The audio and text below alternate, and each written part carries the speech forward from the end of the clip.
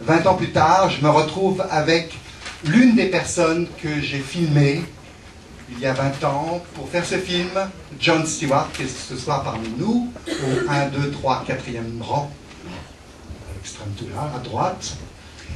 Jon Stewart qui est là, que j'ai eu la chance de rencontrer il y a une vingtaine d'années, qui témoigne donc dans ce film et dont le témoignage m'avait grandement touché et je dirais même surpris dans la mesure où la plupart des Occidentaux que j'avais rencontrés, témoins des événements, la plupart de ces Occidentaux omettaient tout simplement, n'étaient pas capables ou n'étaient pas en mesure de signifier le fait qu'il n'y avait pas que des Occidentaux qui étaient prisonniers là, il y avait aussi une main-d'œuvre asiatique innombrable, car grosso modo, sur 300 000 personnes qui ont construit cette ligne de chemin de fer, il n'y avait que, pardonnez-moi, que 64 000 prisonniers occidentaux. Le reste, c'était des Asiatiques qui étaient complètement oubliés. Jon Stewart, bon, je commençais un peu à désespérer que personne n'en parle, et c'est Jon qui a pris la parole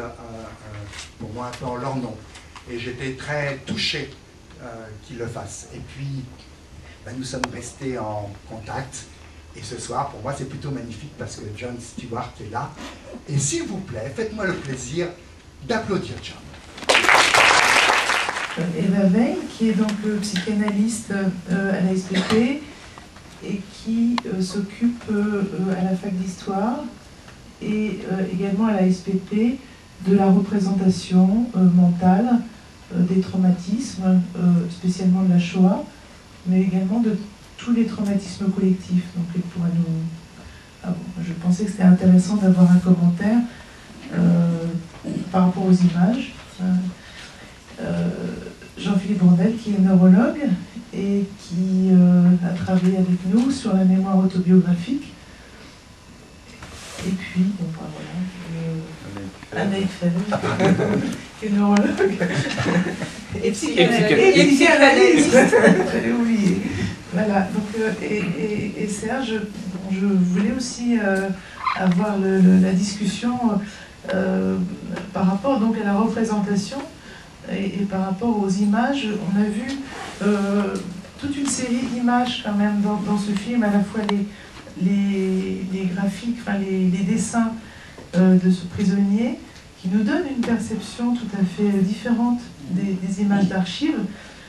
Si j'ai bien retenu, on a deux types d'images d'archives, une qui a été prise par un japonais et un autre par un australien, il me semble. Oui, des photographies, oui.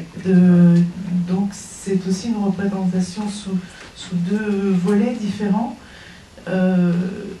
Et puis, bien sûr, les représentations sous forme de témoignages, qui sont des façons de présenter les choses et le traumatisme très, très différents. Alors, bon, je pense qu'on peut parler tout à fait librement, et je pense que M. Stewart peut commencer. Les documents qui ont été faits à l'époque sont contradictoires dans un sens. Il est vrai que les dessins de Ronald Searle montrent un côté plus négatif naturellement que les films de propagande japonaises. Moi, ce qui m'a amusé, intéressé dans ce film, je ne l'ai pas vu depuis 20 ans, c'est que j'ai jamais vu un Japonais avec une pelle en main, j'ai jamais vu un Japonais travailler.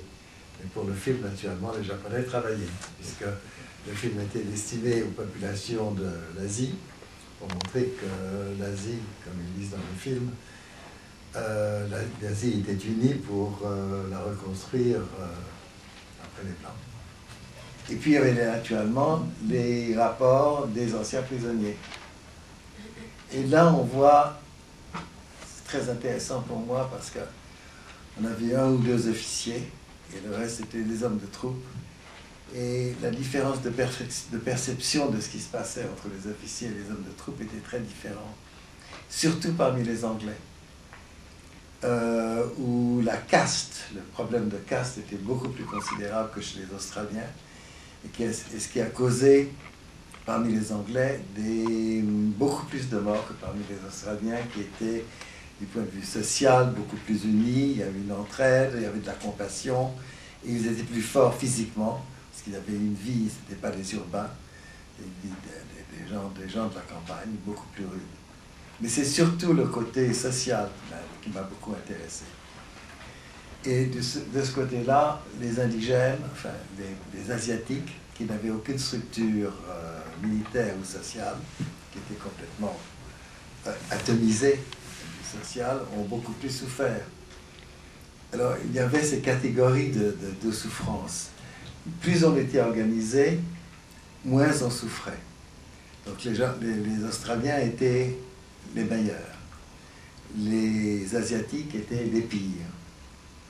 Et entre ça, il y avait les Hollandais, qui étaient mi-organisés, et puis un très petit nombre d'Américains. Je me rappelle, les Américains étaient toujours ceux qui étaient les rois du marché noir. D'abord, je voudrais vous remercier pour ce film, parce qu'il est vraiment intéressant, dans le sens où, 40 ans après, c'est ça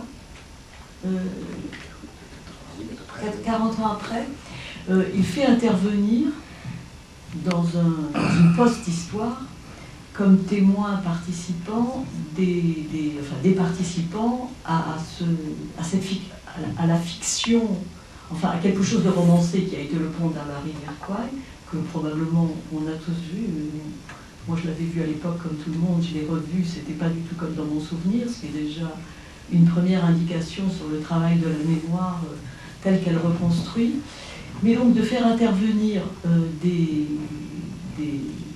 soldats, enfin des prisonniers, longtemps après, 40 ans après, qui est un laps de temps quand même de toute une vie. Et je me demandais quel effet, alors c'est un travail remarquable justement d'avoir fait intervenir ces gens si longtemps après, dans un travail de reconstruction, et quel effet ça leur a fait. C'est peut-être c'est un fil qu'on tire aujourd'hui, c'est un petit bout de la lorgnette par lequel je vous demande, au-delà du travail historique, reconstructeur, mais quel effet ça a pu avoir sur retourner dans cette histoire pour rectifier la vérité historique, ou une certaine vérité historique, et une certaine participation de ce qu'a été l'expérience vécue 40 ans après toute une vie ailleurs. Dans mon cas, la situation était un peu différente de ce que vous décrivez, parce que j'avais écrit un livre. Et dans ce livre, j'essayais d'expliquer deux choses essentiellement. Ça n'était pas, j'étais désatisfait de la plupart des livres qui étaient sortis sur cette époque, qui étaient, comme les Chinois disent, des analectes, c'est-à-dire ceci se passe, ceci se passe. Il n'y avait aucune vraiment d'analyse. Et ce qui m'intéressait, c'était essentiellement deux sujets. Comment survivre dans ces conditions? Qui mourait et qui survivait? Très important. Et ensuite, comme j'étais interprète parce que je parlais japonais, qui étaient les Japonais et pourquoi se sont-ils conduits comme ils se sont conduits? C'était ça les deux. Ceci, je l'avais déjà écrit, ce livre, quand Serge m'a approché. Donc, quand Serge me demande de parler, de mémoriser ce qui s'était passé, c'était déjà codifié. Donc je ne peux pas parler pour les autres. En fait, vous vous êtes adressé d'emblée presque au pourquoi. Tout à fait. Au pourquoi, qui est la question toujours la plus difficile à aborder. Oui, mais j'avais une situation tout à fait privilégiée du fait que j'avais appris à parler le japonais et j'ai compris dès le début que les choses avaient très très mal tourné. Il fallait acquérir des connaissances qui vous rendaient, non indispensables, mais enfin très utiles. Alors il y avait deux connaissances de ce genre, c'était la médecine. Les médecins étaient extraordinairement protégés. Et sur 100 000 prisonniers, il n'y avait que 7 qui parlaient japonais. Et donc, j'ai décidé d'apprendre à parler japonais. Ce qui m'a sauvé. Ce qui m'a sauvé dans le sens que, d'abord, j'avais beaucoup moins de travail à faire, travail physique très très dur, sur 1500 calories par jour. Mais surtout, j'avais un travail très intéressant à me battre tous les jours avec les Japonais pour essayer de sortir quelque chose.